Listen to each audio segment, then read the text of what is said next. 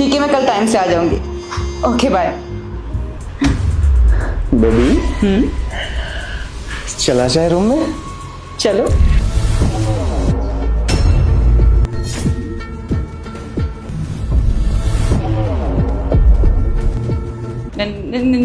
नीलेश, तुम इतनी जल्दी कैसे आ गए? तुम तो लेट आने वाले थे ना डिलीवरी करके।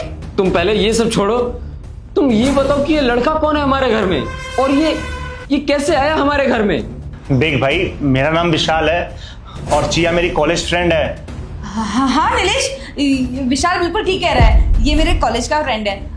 मैंने ही इसको बुलाया है, एक्चुअली इसका बहुत बड़ा बिजनेस है, तो मैंने सोचा कि क्यों ना मैं इससे तुम्हारी जॉब के लिए बात कर लूँ, बस इसीलिए मैंने इसे यहाँ पे बुलाया है।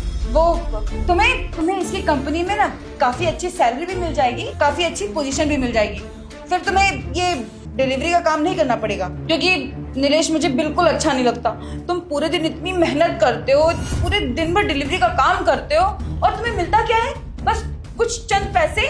इसीलिए मैंने सोचा कि मैं विशाल की हेल्प ले लूं ताकि वो तुम्हारी अच्छी सी जॉब लगवा दे, फिर तुम्हें इतनी मेहनत नहीं करनी पड़ेगी। चुप रहो चिया, मैंने तुम्हें कभी बोला कि ये जॉब मैं नहीं करना चाहता, इस जॉब में मुझे नहीं पैसे मिलते अच्छे? कभी मैंने शिकायत जताया? नहीं ना। मैं इसी जॉब के बदौलत सब कुछ कर रहा था तुम्हारे लिए जो तुम चाहती थी, तो तुमने क्यों कैसे किसी अनजान से मदद ली? तुम मेरी गैर मौजूदगी में मेरे घर में, मेरे गैलरी में किसी गैर मर्द के साथ लिपटा लिपटी कर रही हो और बहाने दे रही हो कि तुम मेरे लिए उससे मदद मांग रही थी। मैं अंधा हूं क्या? देखो, मुझे ये मदद नहीं लग रही है, मुझे सब कुछ समझ आ रहा है कि क्या चल रहा है तुम दोनों के बीच में।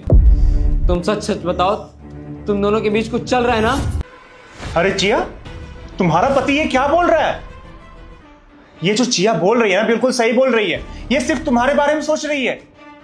वैसे भी मैं इसका बहुत अच्छा दोस्त हूं और मुझसे हेल्प ले लेगी तो क्या ही चला जाएगा, और मेरा फर्ज बनता है कि मैं इसकी हेल्प करूं। देखो, ये आपको एक अच्छी लाइफ देना चाहती है, मुझे भी पता है कि आपके घर की स्थिति क्या है, आप कैसे कैसे अपना गुजारा कर रहे हो। अगर आप मेरी कंपनी में जॉब कर लोगे तो आपके लिए भी अच्छा रहेगा और चिया के लिए भी अच्छा हो जाएगा। देखो भाई, जो तुम सोच रहे हो ना, ऐसा वैसा कुछ भी नहीं है। Chia is only my good friend. बिल्कुल सही बोल रहा है ये, हमारा कोई अफेयर नहीं चल रहा है। और तुम्हारी हिम्मत कैसे हुई मुझ पे ऐसा इल्जाम लगाने की? एक तो मैं यहाँ पे तुम्हारे बारे में सोच रही हूँ, अपने दोस्त को घर बुला के तुम्हारी जॉब की बात कर रही हूँ, और तुम उल्टा हमारे बारे में गलत बोल रहे हो कि हमारा अफेयर चल रहा है। देखो नीलेश, शायद तुम्हें अपनी इस गरीबी से बाहर नहीं निकलना है, लेकिन मुझे निकलना है। अरे मैं तंग आ गई हूँ तुम्हारी इस घटिया सी जॉब से। कितना कमा लेते हो तुम और कितनी मेरी ख्वाहिशें पूरी करते हो? अरे रोज रोज मुझे अपनी ख्वाहिशें मारनी पड़ती हैं। तुम्हें अच्छा लगता है क्या कि मैं अपनी ख्वाहिशें मारूं? अरे मुझे देखो, मुझे ऐसे रहना पसंद है। और तुम विशाल को ही देख लो, कितना बड़ा बिजनेसमैन है, कितनी अच्छी लाइफ जी रहा है ये। अरे बड़े बड़े लोगों के साथ इसका उठना बैठना है, कितने बड़े बड़े अच्छे अच्छे लोग इसे जानते हैं। मैं चाहती हूँ कि तुम इसकी तरह बनो, लेकिन नहीं, तुम्हें तो बनना ही नहीं है, तुम्हें तो बस इसे डिलीवरी बॉय बन के रहना है।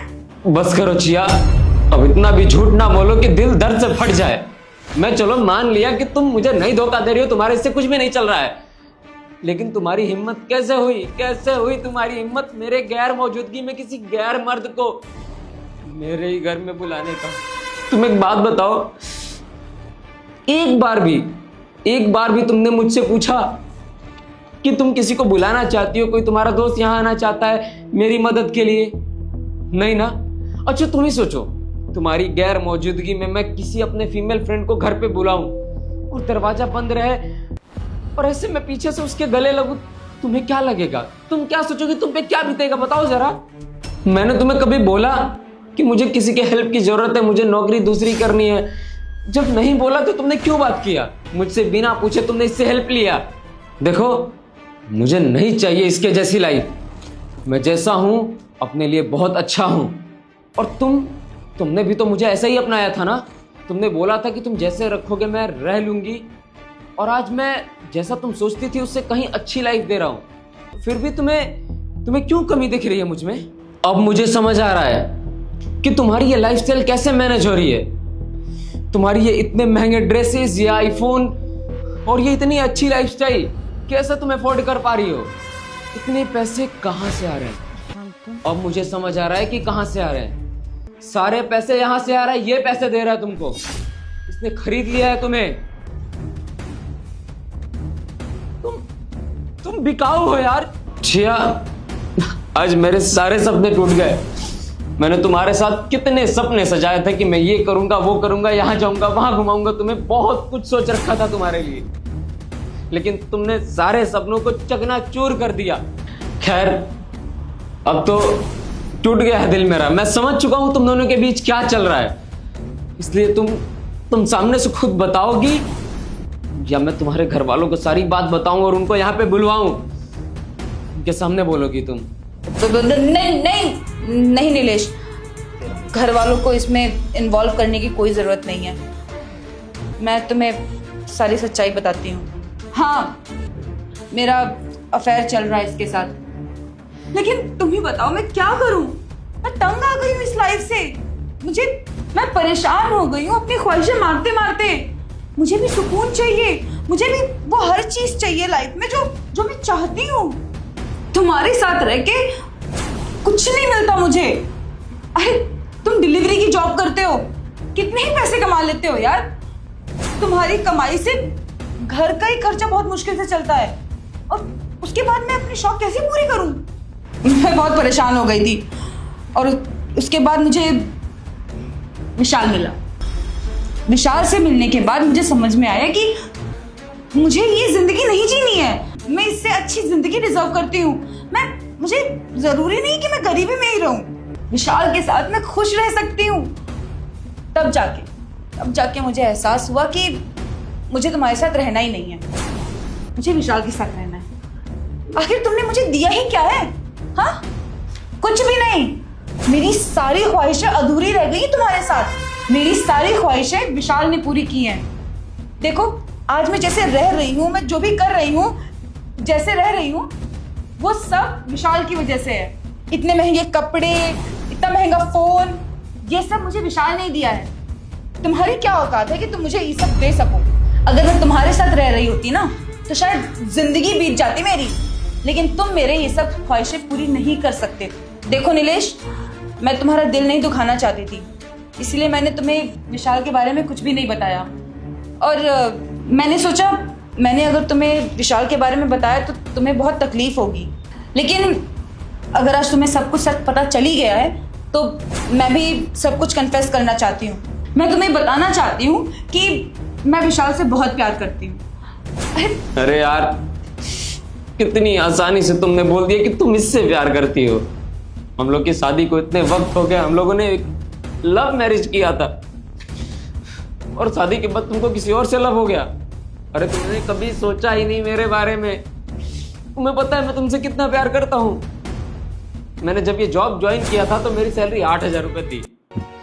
मैंने अपने मेहनत के बलबूते पे आज 25,000 की नौकरी कर रहा हूँ। इस सारे शहर का मेन मैं हूँ। सारा डिलीवरी कब कहाँ कैसे जाएगा सब मैं देखता हूँ। तुम्हारे लिए, तुमको अच्छी लाइफस्टाइल दे सकूं, इसके लिए मैं 8 बजे सुबह जाता हूँ। मैं दिन में बाहर का कुछ नहीं खाता हूँ, भूखा रहता हूँ। पार्ले जी बिस्किट खा के पूरा दिन बिता लेता हूँ कि जो पैसे मैं बाहर खुद पे खर्च करूंगा वो तुम पे करूँ, तुम खुश रहो। मैं अगले महीने मैनेजर की पोस्ट पे होने वाला था। मेरी भी सैलरी 60-70 हजार के आसपास हो जाती, मैं और अच्छी लाइफस्टाइल तुम्हें दे सकता था। सोचो मैं तुम्हारे लिए कितनी मेहनत करता हूँ, कितना प्यार करता हूँ, और तुमने पैसों के लिए किसी और से। छी यार।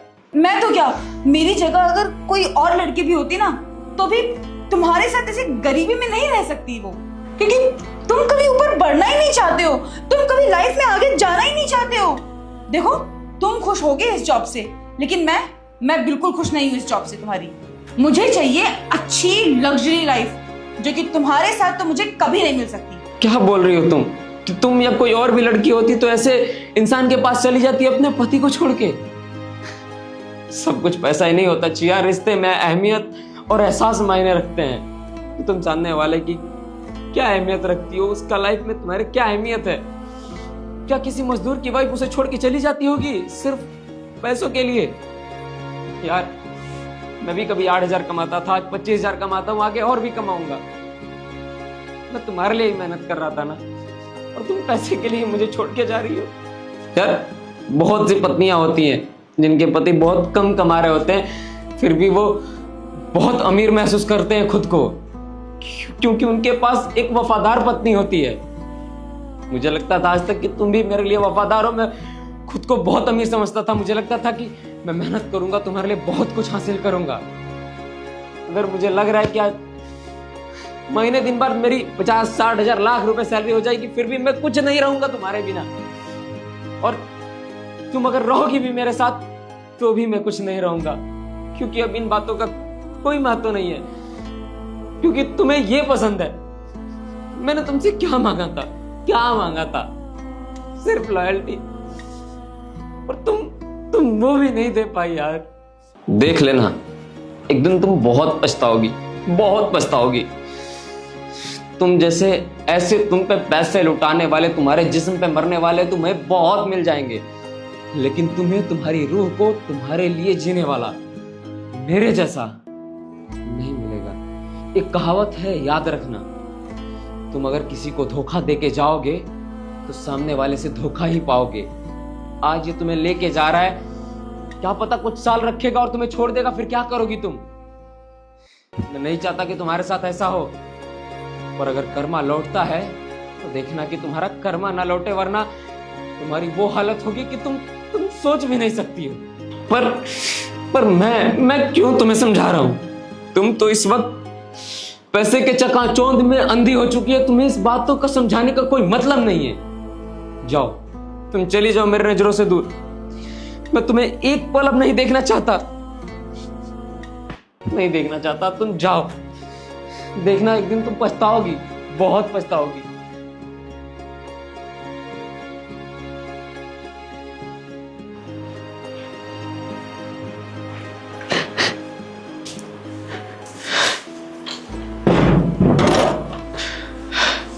इस वीडियो को देखने वाले हर शख्स से मैं ये कहना चाहता हूं कि अगर तुम्हारी लाइफ में कोई ईमानदार लॉयल शख्स है तो उसे बचा के रखो, क्योंकि पैसा, लाइफ, ये सब चकाचौंध मिल जाएगा, लेकिन एक वक्त के बाद अगर तुम्हें कोई वफादार शख्स नहीं मिलेगा तो ये सारा तुम्हारा जीवन व्यर्थ है।